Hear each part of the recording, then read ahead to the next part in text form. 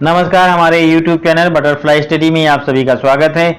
भूगोल विषय के कक्षा 8वीं भूगोल विषय के नवे पाठ मानचित्र मापनी, इस पाठ को लेकर प्रस्तुत हैं।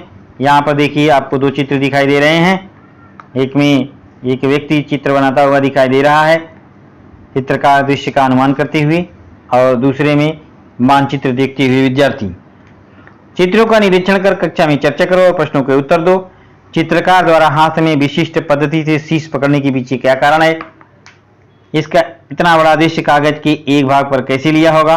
विश्व के सभी देश एक ही मानचित्र पर कैसे देखे जा सकते हैं? उपरोक्त दोनों चित्रों में समान कड़ी क्या है? भौगोलिक स्पष्टीकरण। सबसे पहले चित्रकार सामने दिख वाले चित्र के आकार का अनुमान लगाता है, उसके बाद कागज पर ढांचा तैयार करता है। चित्र और दृश्य में अनुपात देखने के लिए चित्रकार ऐसा करता है। मानचित्र तैयार करने के लिए सर्वेक्षण किया जाता है। उस समय विस्तृत प्रकार से एक पैमाना तैयार किया जाता है। इस पैमाने के आधार पर मानचित्र तैयार कर पृथ्वी अथवा उसके किसी भाग के लिए मानचित्र बनाया जाता है। करके देखो। विद्यार्थियों की ऊंचाई नापने के लिए पट्टी की सहायता से भूमि से ऊपर 180 सेंटीमीटर तक कक्षा की दीवार पर चिन्ह बना लो। हर विद्यार्थी की ऊंचाई को नापो और निशान लगाओ। उसी दीवार की पृष्ठभूमि की सहायता से 5 के समूह बनाकर विद्यार्थियों के पूर्ण छायाचित्र खींचो।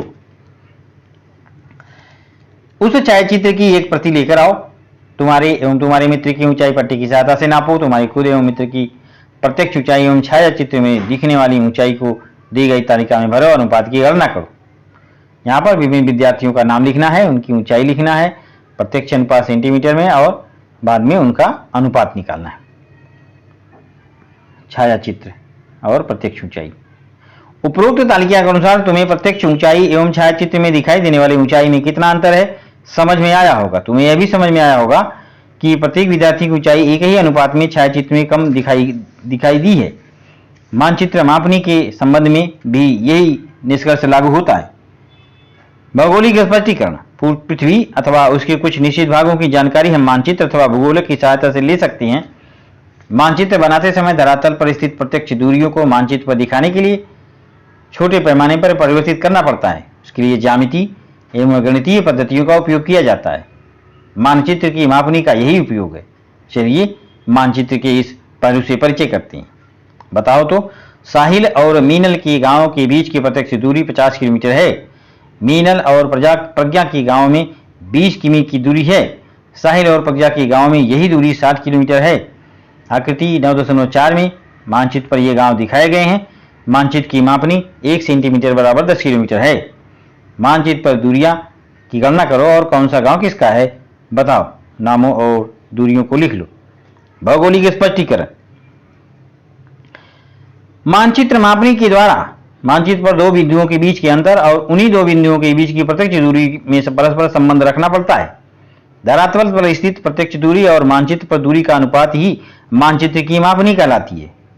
सममित मानचित्र बनाने के लिए धरातल पर प्रत्यक्ष अंतर कितना है यह मालूम होना चाहिए। इसकी गणना सर्वेक्षण के समय होती है। दूरी के अनुसार उपयुक्त अनुपात का उपयोग कर मानचित्र तैयार किया जाता है। मानचित्र बनाने के बाद इस मापनी को मानचित्र पर दिखाना आवश्यक होता है। इससे मानचित्र का वाचन एवं धरातल पर स्थित प्रत्यक्ष दूरी समझना आसान हो जाता है। मानचित्र पर मापनी दिखाने की 3 विधियां हैं। कथनात्मक मापनी, अंक मापनी अथवा निरूपक भिन्न, आलेखी ग्राफीय मापनी। आकृति 9.5 में मानचित्र दिखाया गया है। उपरोक्त तीनों प्रकार की मापनियां दिखाई गई हैं। मापनी लिखने की पद्धति में जो अंतर है उस पर ध्यान दो। कथनात्मक मापनी। जिस मापनी में दूरी दिखाने के लिए परिमाणदर्शक शब्दों का उपयोग किया जाता है उन्हें कथनात्मक मापनी कहते हैं। उदाहरण, यदि मापनी 1 सेंटीमीटर बराबर 60 किलोमीटर दी गई है तो इस मापनी में सेंटीमीटर यह इकाई मानचित्र पर दिखाई देने वाली दूरी को दर्शाती है तो किलोमीटर धरातल पर स्थित प्रत्यक्ष दूरी को दर्शाती है। अंक मापनी। इस मापनी में प्रत्यक्ष अनुपात का उपयोग किया जाता है। उदाहरण, 1 बराबर 6 कितना है 60 लाख में एक मानचित्र की दूरी को दर्शाता है, तो वहीं 60 लाख प्रत्यक्ष धरातल पर स्थित दूरी को, इसका अर्थ यह है कि यह दूरी मानचित्र की दूरी के 60 लाख गुना है। इस मापनी में केवल अंकों का उपयोग होता है। भिन्न अंक में प्रदर्शित इस मापनी को निरूपक भिन्न भी कहते हैं। इसे इस प्रकार से दिखाया जाता है। 1 बटा 60 लाख। इसमें परिणामदर्शक शब्दों का उपयोग नहीं किया जाता। अनुपात में बाईं ओर के अंक के लिए जिस इकाई का हम विचार करते हैं वही इकाई दाईं ओर के लिए भी लागू होती है। आलेखीय ग्राफीय रेखा मापनी। पट्टी की सहायता से मानचित्र पर आलेखीय मापनी दिखाई जाती है। मानचित्र पर किसी भी दो बिंदुओं के बीच का अंतर रेखा मापनी की सहायता से ज्ञात किया जा सकता है। यदि पट्टी पर उपलब्ध न हो तो राउंडर, घास के तिनके से या वक्र रेखा हेतु धागे का उपयोग कर हम दो बिंदुओं के बीच की दूरी की गणना कर सकते हैं। आगे दी गई विधि को आपको यह समझ में आएगा। आलेखी मापनी का महत्व।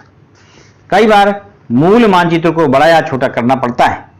ऐसे में मापनी बदल जाती है। मानचित्र को बड़ा या छोटा करने की बहुत सारी विधियां हैं।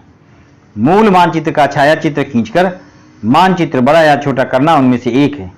इस पद्धति का उपयोग करने से उस मानचित्र की कथनात्मक मापनी अथवा अंक मापनी नहीं बदलती, किंतु यदि मानचित्र पर आलेखी मापनी दिखाई गई हो तो मानचित्र के अनुसार आलेखी मापनी भी बदलेगी।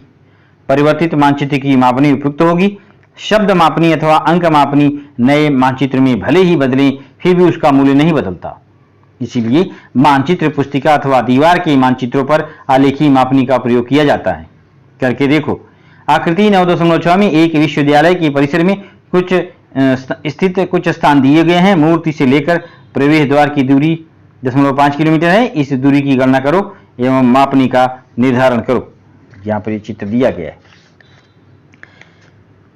ढांचे के खाली चौखट में शब्द मापनी, अंक मापनी एवं आलेखी मापनी लिखो। नीचे दिए गए स्थानों के बीच की दूरी व सड़क के आधार पर आकृति 9.6 की दूरी का अभ्यास करके उसकी प्रत्यक्ष दूरी की गणना कीजिए। पेज क्रमांक 64 पर जो यहाँ पे चित्र दिया गया है, मापनी 1 सेंटीमीटर बराबर 1 किलोमीटर। तो यहाँ पर उसको उपयोग करना है मापनी का। स्वास्थ्य केंद्र से ग्रंथालय, तालाब से सभागृह, कार्यालय से तालाब, सभागृह से कार्यालय, स्वास्थ्य केंद्र से सभागृह, यहाँ पे तालाब से ग्रंथालय। आकृति 9.7 के आधार पर शॉपिंग मॉल से अन्य स्थान कितनी दूरी पर है गिनो और नीचे दी गई तालिका लिखो। जिन्हें बृहत मानचित्रों में धरातल का छोटा भाग जो मानचित्र पर अधिक स्थान ले लेते हैं उन्हें बृहत मापनी मानचित्र कहते हैं। शहर, गांव, खेत इत्यादि मानचित्र पर दिखाने पर वे बृहत मानचित्र कहलाते हैं। सामान्यतः 1:10,000 से छोटे मानचित्र बृहत मापनी मानचित्र कहलाती हैं। गणित में हम दो भिन्न अंकों की तुलना करते हैं। जब हर की संख्या छोटी होती है तो भिन्न का मूल्य अधिक होता है। मापनी भिन्न के रूप में न होकर अनुपात के रूप में होती है, इसलिए इसे 1:10,000 इस अंक मापनी को बृहद मापनी और 1:50,000 को लघु मापनी का मानचित्र कहेंगे। धरातल का भाग जिस मानचित्र पर कम स्थान लेगा वह मानचित्र लघु मापनी का मानचित्र कहलाएगा। इसका अर्थ यह हुआ कि किसी विस्तृत भाग की जानकारी दिखाने के लिए लघु मापनी का उपयोग कर लघु मापनी मानचित्र तैयार किए जाते हैं। मानचित्र पुस्तिका में दिए गए मानचित्र लघु मापनी के मानचित्रों के उदाहरण हैं। यह हमेशा याद रखो। मानचित्र पर दूरी। शब्द मापनी 1 सेंटीमीटर बराबर 60 किलोमीटर जमीन पर दूरी। अंक मापनी मानचित्र पर दूरी अंक मापनी 1:60 लाख जमीन पर दूरी मानचित्र पर दूरी। रेखीय मापनी यह जमीन पर दूरी दी गई है। थोड़ा विचार करो मानचित्र में मापनी का उपयोग क्यों किया जाता है, इसके बारे में एक परिच्छेद लिखो। हमेशा याद रखो मानचित्र पर मापनी लिखते समय बाईं ओर मानचित्र की दूरी दिखाई जाती है और दाईं ओर धरातल की दूरी दिखाते हैं। यह हमेशा याद रखो। मापनी बृहद मापनी धरातल पर क्षेत्र कम, दिखाई गई जानकारी अधिक ब्यौरेवार।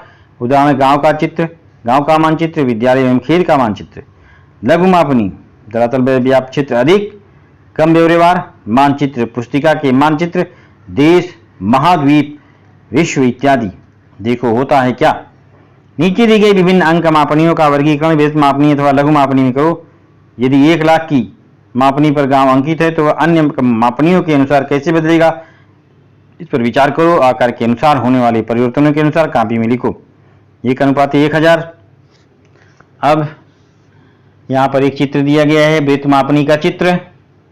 गणेश खिंड किसी बड़े विस्तृत क्षेत्र का चित्र दिया गया है। क्या आप जानते हैं विश्व के अलग अलग देशों में मापन हेतु अलग अलग इकाइयों का उपयोग किया जाता है, इसलिए मानचित्र को पढ़ते समय कुछ बाधाओं का सामना करना पड़ता है। इसीलिए मानचित्र पर हमेशा अंक मापनी देना उचित होगा। अंक मापनी वैश्विक मापन है। थोड़ा दिमाग लगाओ। अ एवं ब के स्थानों की प्रत्यक्ष दूरी 500 किलोमीटर है। अ स्थान ब स्थान के पश्चिम में है। आलेखीय मापनी चौकोन में दी गई है। चौकोन में उपयुक्त मापनी का प्रयोग कर ये दो स्थान दिखाओ, उन्हें शीर्षक दो। शब्द मापनी एवं अंक मापनी भी बताओ। इस प्रकार से हमारा ये पाठ समाप्त होता है। धन्यवाद।